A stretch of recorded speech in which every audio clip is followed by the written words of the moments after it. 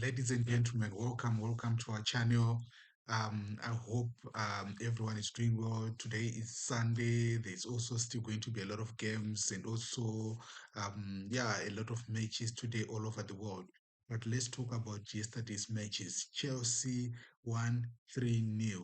What a game it was. Actually, it was one of those games in the first half, and I said to myself, you know what?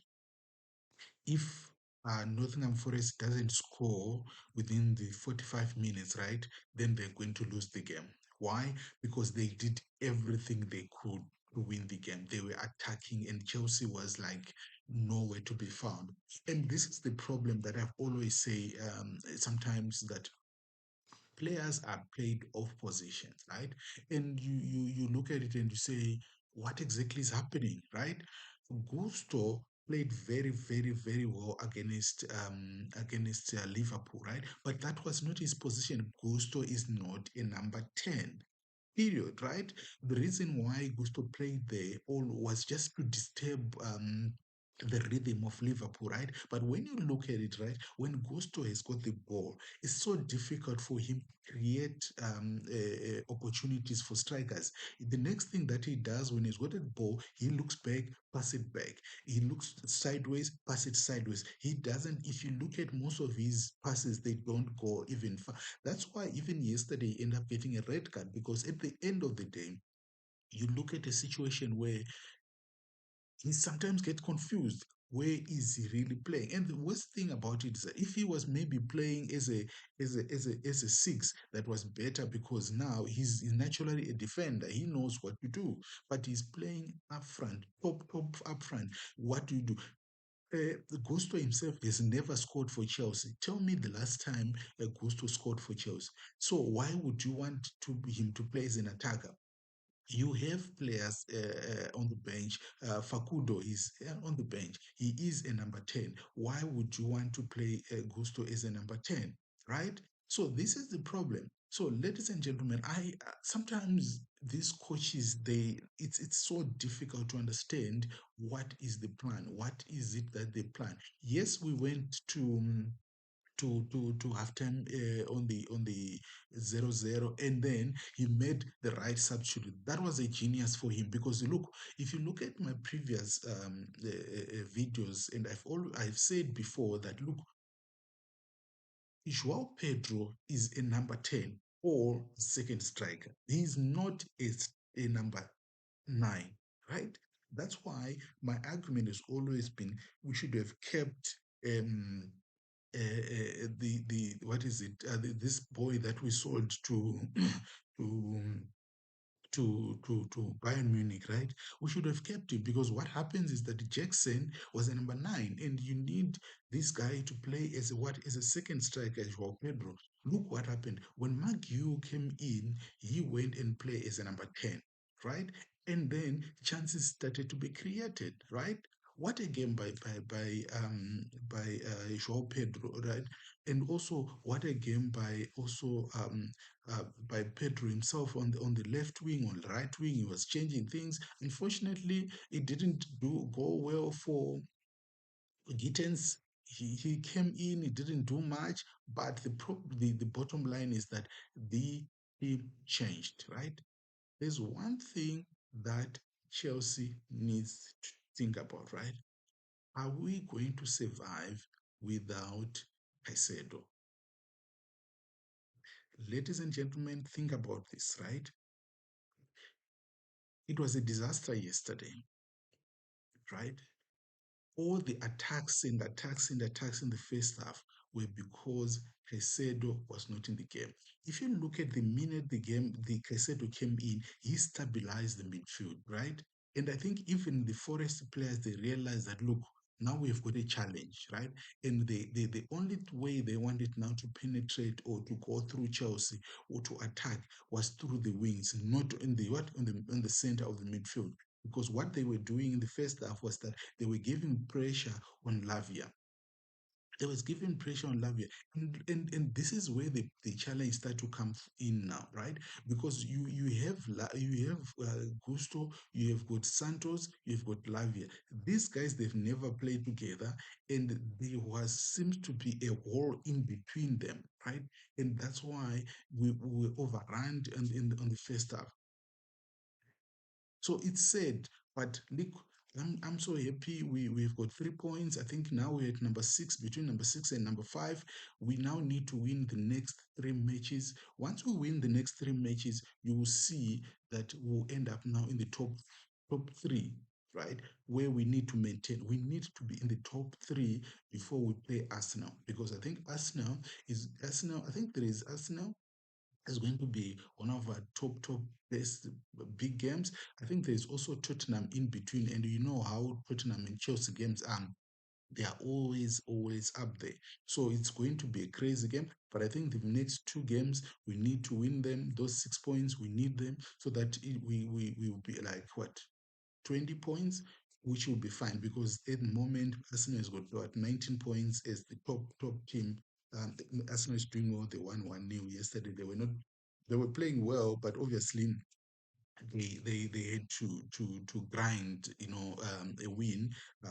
So they did well. That's how it is. City is also doing very well. They went 2-0 against Everton. I think they are now in second spot. Bournemouth was supposed to be on the top, right? They actually scored what is it?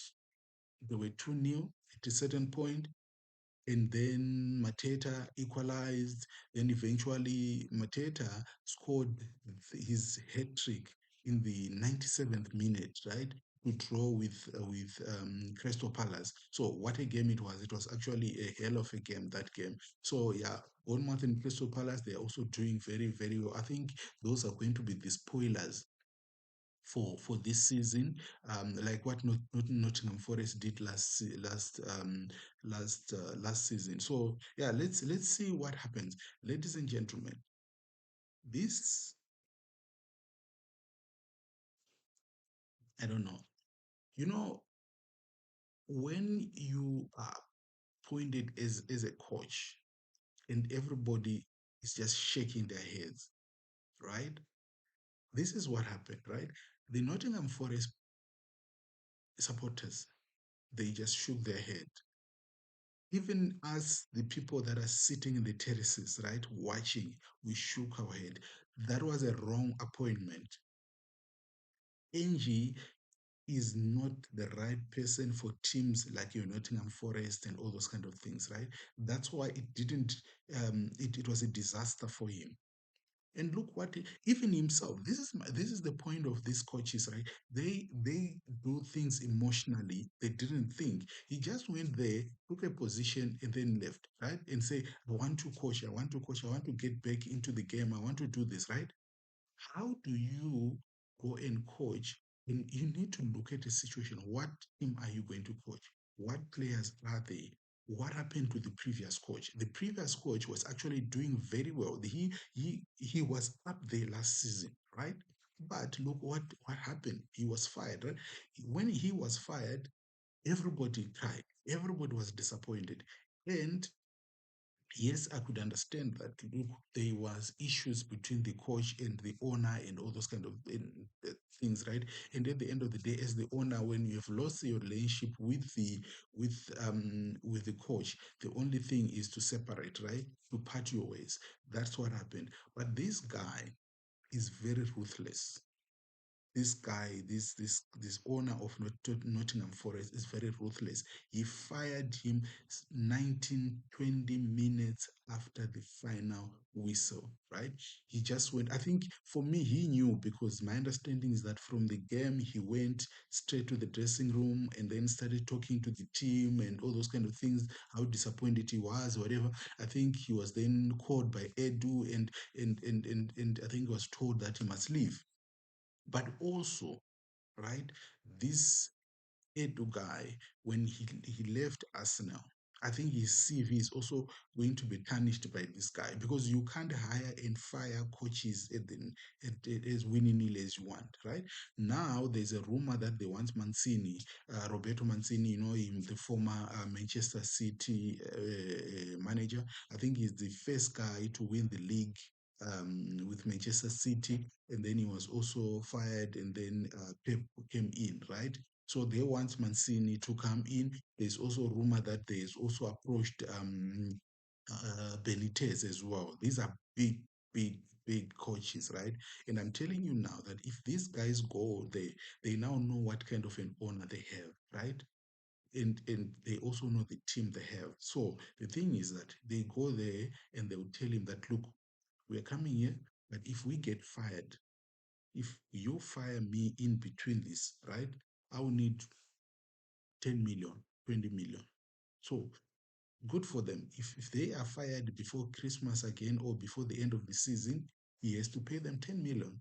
I don't know how much Ange is going to be paid, but the fact of the matter is these guys, they won't come cheap.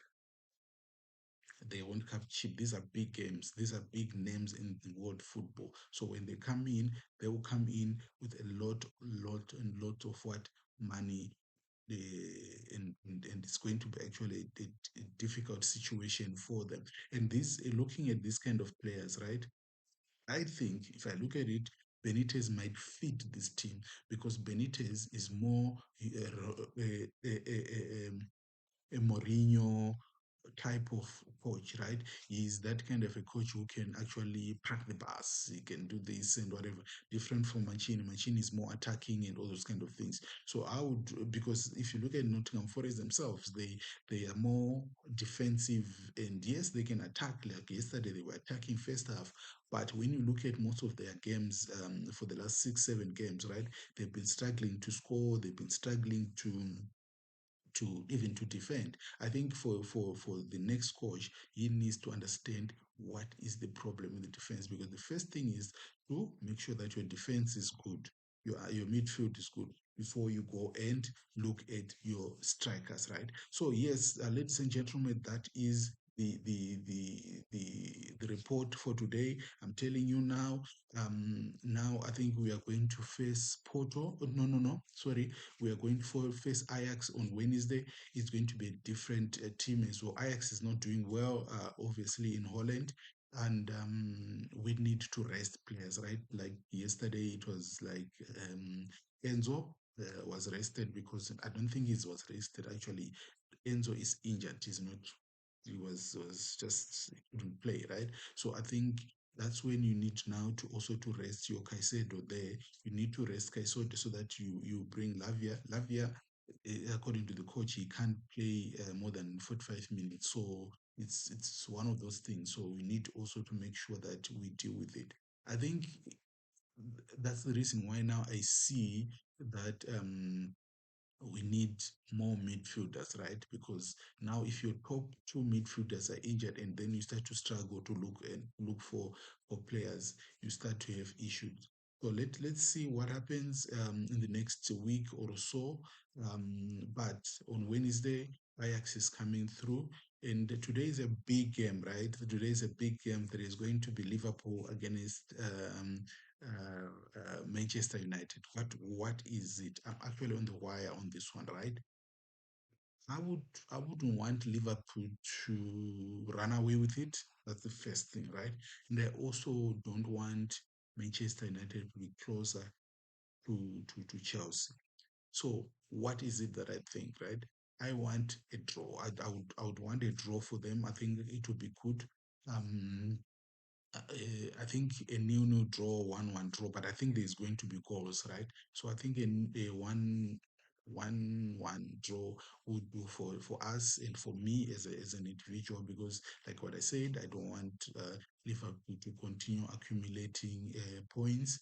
I think it would be better because the minute they lose this game, then we win next game, it will be now easier for us to come closer to them. Actually, we will be fighting with them in the next for the top three, because already the top three, there is Arsenal, there is Manchester City. I think they should be, is it Bournemouth or something like that? But yeah, ladies and gentlemen, thank you so much. Asante sana. Enjoy.